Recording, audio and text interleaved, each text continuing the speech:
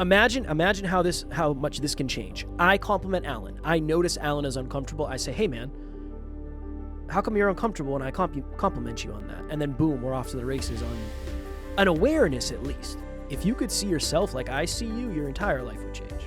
And I said, obviously that's a dumb thing because it doesn't work that way. I mean, if it worked that way, we'd all be better or worse. We are uncomfortable with something, whether it be complimented or you're someone who passed away or whatever it is. And that discomfort almost guarantees we don't work through it. Because whenever you bring it up or whenever it happens, your protectors come up and say, no. Next Level Nation, welcome back to another episode of Next Level University, where we help you level up your life, your love, your health, and your wealth. Today, for episode number 1961, what's your relationship with compliments? So I am still, or now again, under the weather. I don't know what's going on.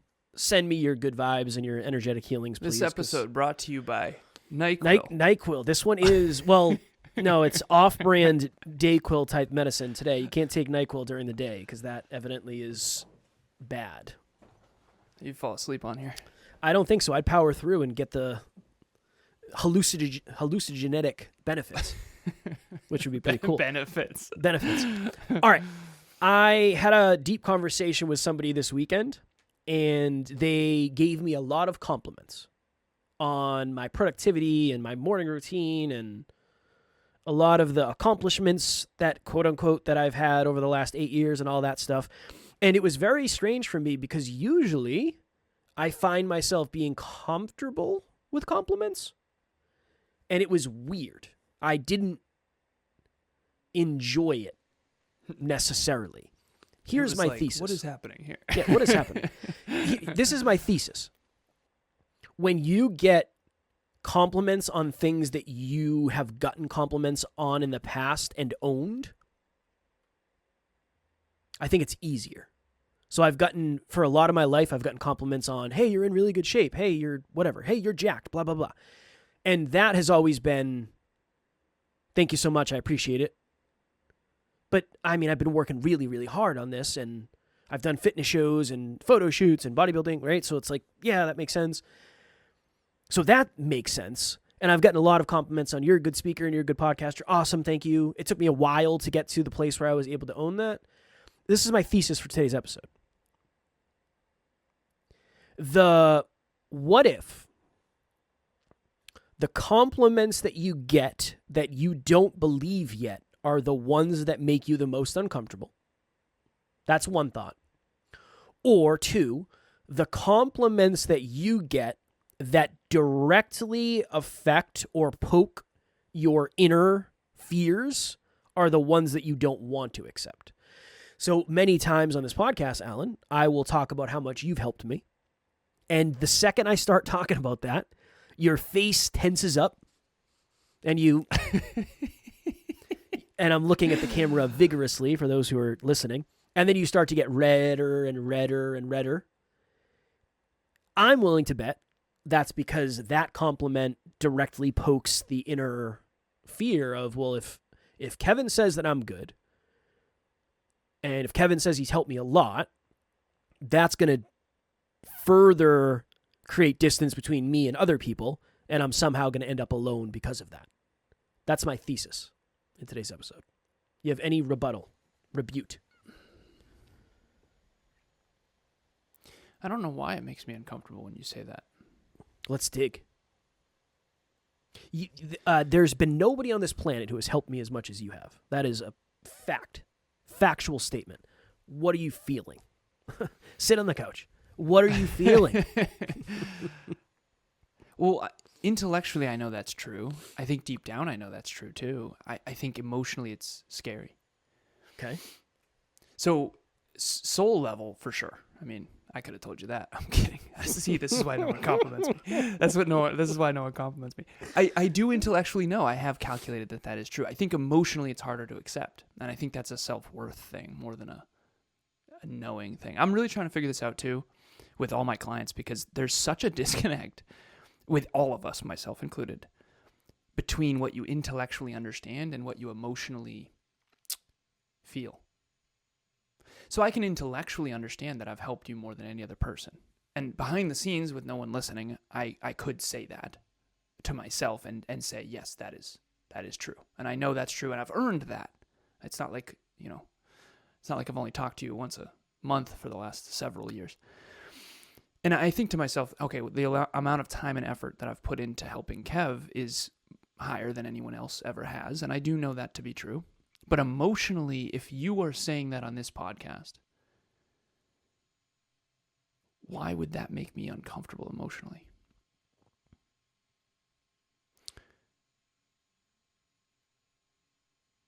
I guess, yeah, probably what you said. But I don't know. I don't know how to confirm or deny that. This is like deeper therapy work that You know, do it right now. It doesn't make any sense. Live in front of everybody.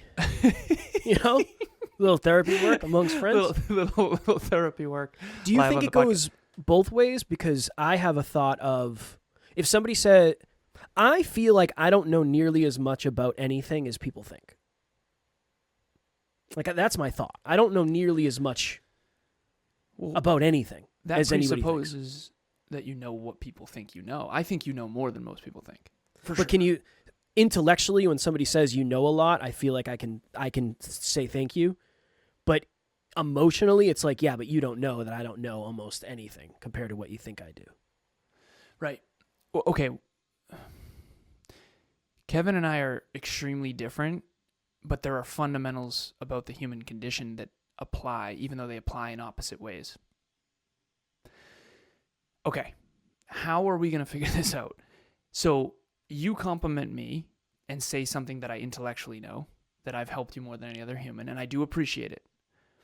There's a part of me emotionally that fails to feel good about that somehow. It's almost like if I were to feel good about that, would I come off as arrogant or am I afraid that you're just saying that? Maybe on some level I'm afraid you're just saying that to like, so maybe in the past people have complimented me to get something from me. And so I'm fearful that you're saying something that is not authentic to you. I know it's true, but if you are saying it to me, does that mean you're trying to get something from me? And I do know in the past there have been people who have said things that weren't true to sleep with me. I'm kidding. I'm not, but I thought you would laugh at that. I was really hoping you might laugh at that. Well, no, but you also aren't supposed to laugh at that. I thought it was, I assumed it was true. So when you said not true, I was like, wait, there's no way. True. It is true. At least once, right? But at the end of the day, maybe that's why you compliment me and I'm fearful that you're saying that to somehow I don't want to ground sleep with you. In our relationship. Huh? I have zero. I don't want to have sex to you at all. Not even. That isn't my actual concern. Oh. But for anyone out there who has been, there's something called covert emotional manipulation where people will essentially lift you up or put you down to get you where they want you in order to get something from you. Come on. This isn't the first time we've talked about that. And so I think that's probably it. I think I'm reluctant to accept anything at face value. There's that quote of when a cat, talking about cats a lot on this episode, we were talking about how Tilly scratched me before we hit record. But anyways, when a cat puts their paw on a hot stove, they'll never put it on a hot stove again, but they'll also never put it on a cold one. It's almost like your compliment could be very sincere. And it is. And intellectually I might know that, but emotionally it's like, don't let that in, because if you do, you might be vulnerable to some sort of predatory whatever. And then, next thing I know, you're selling me some shit on Instagram. I'm joking. But I think that that's probably it, is when you've been manipulated a lot by people saying things that are very positive about you or very negative about you, I think it's very hard to trust when people do give you sincere compliments, which is unfortunate because it's almost guaranteeing that I never get them. In a way, yeah. Because if I get uncomfortable when you compliment me, you're not going to compliment me again. I do. I do, but I don't think most people would, because I don't think they want to make you uncomfortable, but I know it's not a bad uncomfortable. I know it's probably a good uncomfortable. Yeah. It's like a productive uncomfortable. And I need to practice sitting in that discomfort in order to overcome it. But that's not going to happen if I keep being uncomfortable. It's almost like that self-fulfilling prophecy. I'll give this real quick. I know I'm kind of going off here, but for the longest time, I never talked about my father's death. And after my car accident at 26, my father passed away in a car when he was 28. I went back and I went on a self-improvement spree, and I went back to talk to all my past friends, and I not all of them. I cherry-picked a few people to call and ask questions about me to try to learn about myself. And one of the people was my ex-girlfriend. Her name was Alyssa. And I asked her all these questions. Like, what did you notice about me that I might not know? And she said, you never, ever, ever, ever talk about your dad. And no one in your family talks about him either, unless it's like we're drinking. That's when he would come up as, oh, John would do it like that or whatever. Or it was very sad. My mom would cry when she would get drunk thinking about my dad and their relationship. And very vulnerably. But I think the reason why we unconsciously didn't talk about it, number one, I don't think anyone really dealt fully well with that trauma, and I'm saying that live, and I do agree that to be true. My family, mom, sister, is what it is. Number two, whenever you talk about your father's death, other people get uncomfortable. And it seems like a Debbie Downer kind of thing. So it's almost like you never get to fully express your feelings about something because you make other people uncomfortable when you do. But if you don't express your feelings about it, you bottle it up and then you never heal. And so it wasn't until my Uncle Joe's funeral where I really felt like I fully healed, maybe never fully, but way more percentage healed about my father's death because I got to attend the funeral. It was the same church, same cemetery as my father John, my Uncle Joe, same church, same cemetery, same speaker, my Aunt Joanne. And for me, it was a really powerful thing because as an adult, I could actually sit in all of it at once. And there was a lot of mourning and tears and acceptance and loss and all of that. But I think that all of us, to bring this back to the listeners, viewers, you, me, all of us, we are uncomfortable with something, whether it be complimented or you're someone who passed away or whatever it is. And that discomfort almost guarantees we don't work through it. Because whenever you bring it up or whenever it happens, your protectors come up and say, no. But that guarantees you never really work through it in a way. So you really do have to go. People say get outside your comfort zone, and I always thought that means like go do the speech regardless of how many people show up and apply to the job even if you don't get it. Like that stuff, I mean, come on, I don't give a fuck. Like, well, that's easy for you. That's easy for me, and I know that's not normal for others. But it was the inner stuff for me that was really, really uncomfortable. The outer stuff, I feel like I do believe this to be true. I think everyone either struggles more with the inner stuff or the outer stuff. Some people are very connected internally and they work through their traumas and they do therapy work and their mental health is fairly sound or they're working on it but they struggle to succeed in the external world. And then other people are really good at the external world, and I have some engineering friends that definitely fit that, but they never worked in here. And I think there's a very small percentage of the population on this growth journey that reaches this sort of place where they are constantly working on both. And I just think of the infinity symbol, and Emilia and I, she's the inner world and I'm the outer world. And I remember when we first met, I said, you're going to teach me the inner world. I'm going to teach you the outer world. And obviously both is both. But I do feel like in my 30s, you as well, we're learning how to master and remaster both, knowing we'll never fully master either. Hello, NLU listener. Thank you, as always, for listening to Next Level University. Real quick, I just want to jump in and let you know about the Next Level Dreamliner. This is a journal that I use every single day. Achieve your dreams 90 days at a time. It breaks down your dreams into goals, milestones, and daily habits. We hope you enjoy it. The link will be in the show notes. It's a weird thing. I think compliments are a really weird thing that seem very surface level, but there's so much underneath them. That's why I told Alan's like, what do you want to talk about today? And I said, I want to talk about what's your relationship with compliments. Because I feel like it's not about the compliment. It's about, number one, you hear people say, I struggle with accepting compliments. What does that mean? What does accepting a compliment mean?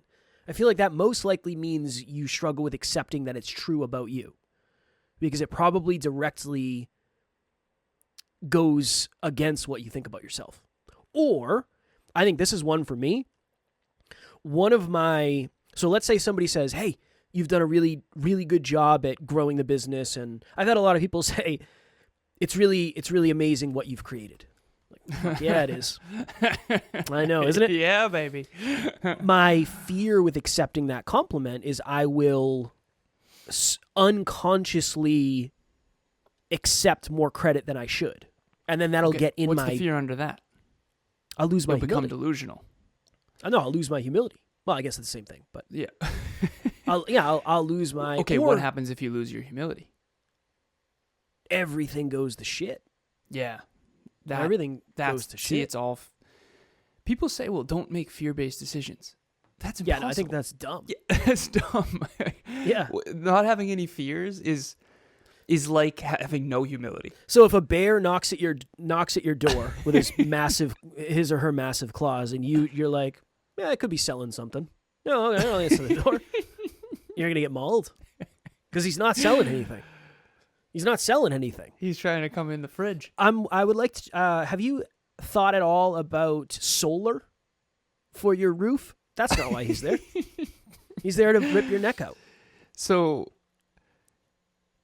the fear underneath the fear is why you get uncomfortable. But this is the problem with being a human being. None of this is conscious. Yeah. It's autopilot trauma responses. When you complimented me, I didn't consciously go, I'm going to purposely be uncomfortable right now because that's going to protect me from something in the future. Kevin might be trying to sleep with me. Oh man, I've been working someone on it. as comfortable with himself as you could I've been working on it for YouTube. 8 years. For 8 years. A long time. I mean, I'm putting in work. But the problem with these trauma responses is they're patterns that are not serving us anymore, and they're developed when we were very young or in the past. They were developed. But this is how you start, though. I mean, this is one of the reasons I enjoy episodes like this is because this is something that you and I are both working through. First of all, yes, Kevin enjoys every episode. I love these episodes. That is your relationship with something. Love this is these something episodes. real quick about Kev. Any episode that has to do with achieving your goals and dreams and strategies and systems. Yeah, I don't like them. Yeah, Kev's not for it, and I'm all about it. Any episode that has to do with... Have you ever thought about your relationship with money? Anything that's your relationship with is Kevin's favorite episode. Hyper-conscious. Yeah, these are the hyper-conscious things. I don't know. I just think there's so much under it. I think this is how it starts. Okay. Imagine how much this can change. I compliment Alan. I notice Alan is uncomfortable. I say, "Hey man, how come you're uncomfortable?" And I compliment you on that. And then boom, we're off to the races on an awareness at least. So my takeaway for anybody watching or listening is if I was to sit you down, I said this to someone the other day. I said this is going to sound weird, but if you could see me, if you could see yourself like I see you, your entire life would change.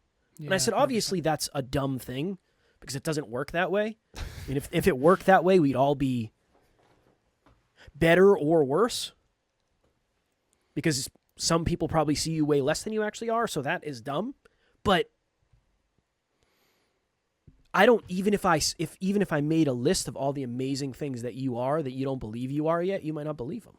Do you think they see you as less than you actually are, or do you think they see you accurately and then maybe put you down unconsciously to make themselves feel better or to keep their hooks in you or something like that? I've found that there's a very few human beings, the story they tell themselves about you is the same as what they unconsciously believe. So if I believe Kevin is in better shape than I am, I actually don't. I mean, I do and I don't, depending on what you're talking about. Muscle mass, you are. Okay, so Kevin has more muscle mass than I do per pound of body weight. Okay, that I can say authentically. I don't go out of my way to say, hey, Kev, just so you know, I think you have more muscle mass than I do per pound of body weight, brother. So I think there's number one, most people don't tell. I had a client recently who I've talked about anonymously, shout out to you, you know who you are, who wanted to have me observe them and study them while under the influence of some alcohol. So they came semi-wine drunk to the call. I said, where are you at? 0 to 10. 10 is wine drunk, 0 is no alcohol in your system. He's like, I'm at like a 3. And I said, we got to jack these numbers up. Let's go. I'm joking. But we got to like a 7. He was so honest in the call. And it's not that he was dishonest before that. This is a very honest person. He was more courageous to share what he actually thinks. I think there's a big disconnect between what someone thinks internally and what they say externally. There's a big one. And there's a client of mine that I'm thinking of that I said the same thing you'd said, which is, if you could see me the way I see you, your whole life would change, because I'm seeing the truth of how beautiful you are. I'm seeing the truth of how competent you are. I'm seeing that you are on point, and I'm comparing you to the statistical people that I coach. You're on the very high end of amazing, but no one else is going to give you that because they're insecure. And they're so fearful of how amazing you are. And it's such a weird thing because everyone thinks that being amazing is a great thing, but socially, there's a big difference between the social world and the real world. Huge difference. And I think that that's actually one of the main reasons why we struggle so much, is because the social world, we all know some beautiful girl where all the guys think she's gorgeous, but none of them tell her. And that's just the way the world works, unfortunately. Our social world and our reality world, real world, is completely and utterly different. And that's why social media can be so misleading, because social media is the social world, not the real world. Would you argue that being evolved around evolved people is different than, because I would argue that, yeah, if there are some people that would they would give you the credibility, they would give you the credit, they would give you the love. Those are the people that also aren't intimidated by you. Yeah, they have the confidence within themselves in the Right. real world to where they have no problem. Like this person I'm thinking of, I consider myself much more confident than her, so I'm just trying to lift her up. I'm not trying to get anything from her. I'm not trying to sleep with her. There's nothing like that. It's just, I just want to see you flourish. And I don't think that you can do that unless you feel like you're flourishing. 100%. And that's, you can't give away what you don't have. And unfortunately, inside, most people don't have that. Have you done we gotta hop here in a couple of minutes, but have you done a post meeting with the client who did the wine drunk thing to see if they regret any of the truth they gave? No, I told them on the meeting, I said, you probably will fall in shame under this, so be careful. I'm so interested. Yeah, we haven't, but he said, I think we got to do more of this, man. So I think we're going to do a couple more. Let me know if you need a third party. You need a third party. You want to kind of do some dual coaching. Dual. Come with a little whiskey in me. Next level wine drunk coaching. And I do want to make this as clear as possible, genuinely. So I feel like alcohol, for me, my relationship with alcohol is, I had an alcohol challenge. And I know we're being playful and we're being fun with this, but I do want everyone to know that this person does not have a drinking problem, and we are both certain of that. And this is only an experiment that he wasn't wine drunk. He had a little buzz on, and it was, he's doing his thing. He's a young guy. I just don't want anyone to take this wrong, because I in the past, I do think alcohol I've been very against, and I still kind of am, but only to people that are really taking it to an extreme that really hurt people. And this person does not hurt people, from my understanding at all. I don't know. I appreciate the clarification. I don't know if anybody would have thought anything negative of it, but I appreciate the clarification. Thanks, man. This person seems like a good person. For sure. Huge fan. All right, so here's it before we go. You are probably, whether you're watching or listening, you are way more amazing than you think in some ways, maybe many ways, maybe the ways that you don't think you're amazing at. And you also have a lot of opportunity for growth, maybe in the ways that you don't believe you can grow, maybe the ways that you think you're amazing at, or maybe also the ways that you feel like you have a lot of growth in. So how does that compliment and or feedback make you feel? That is my takeaway from today's episode. Next Level Nation, private Facebook group for amazing humans like you who are into growth. Next Level Dreamliner on Amazon. Make sure you have it for the next 90 days. The quarter is new enough where you can get it and still do it. Achieve your dreams 90 days at a time. It's on the, what is that called? Used this bad Larry this morning. What's that called? That the fold in the spine. The spine. The spine of of the book. Yeah. That's on Amazon. And make sure you subscribed. Again, it doesn't not going to help you that much because we do an episode every day, but it definitely will help us. We'd appreciate it very much. As always, we love you. We appreciate you. Grateful for each and every one of you. And at NLU, we don't have fans. We have family. We will talk to you all tomorrow. Stay next level. Next Level Nation.